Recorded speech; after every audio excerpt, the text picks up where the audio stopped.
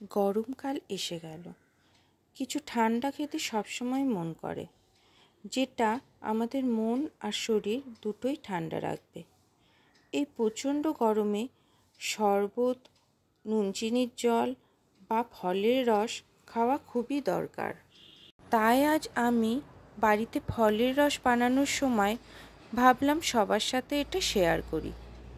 খুব সাধারণভাবে বাড়িতে যে ফল আছে তাই দিয়েই বানাবো, কিন্তু যেমন টেস্টি হয় তেমনই খুব সহজেই বানানো যায়।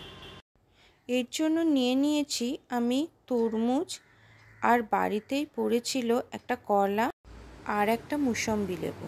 মেনলি এখানে তরমুজটাই দিয়েছি।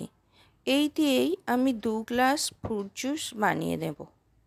একটা ছোট তরমুজের অর্ধেকটা পিস পিস করে কেটে বীজ ছাড়িয়ে নিলাম। মুসম্বিরও খোসা ও বীজ ছাড়িয়ে পরিষ্কার করে নেব। কলারও খোসা ছাড়িয়ে নিলাম।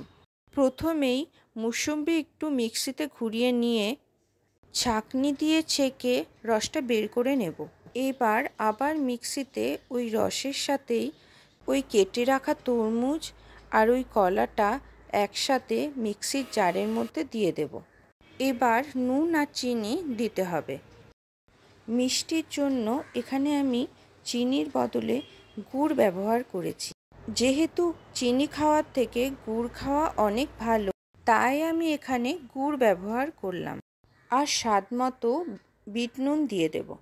কোনো জল এখানে আমি মেশাবো না, কারণ তরমুজ থেকে যথেষ্ট জল বেরোবে। আর মুসম্বির রস তো আমি দিয়েই রেখেছি। এবার সব কিছু একসাথে মিক্সি করে নেব। মিক্সি করার পরে জুসটা পুরোপুরি তৈরি হয়ে যাবে। কলা দেওয়ার জন্য জুসটা বেশ ঘন হবে। যেহেতু মুসম্বির রস আমি আগেই ছেঁকে নিয়েছি, শেষে আর কোনো ছাঁকার দরকার নেই। তাতে খাদ্যগুণ বেরিয়ে যাবে।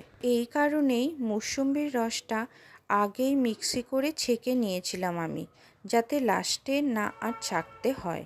তৈরি হয়ে গেলে মিক্সি থেকে আমি 2 গ্লাসে ঢেলে নেব। এটা একটা রেড থিকি জুস তৈরি হবে। এবার বরফের কিউব অ্যাড করে পরিবেশন করুন বা নিজে খান। খুব তাড়াতাড়ি 5-7 মিনিটের মধ্যেই এই জুসটা তৈরি হয়ে যাবে। দেখতে যেমন সুন্দর হবে, খেতেও সেরকম টেস্টি হবে।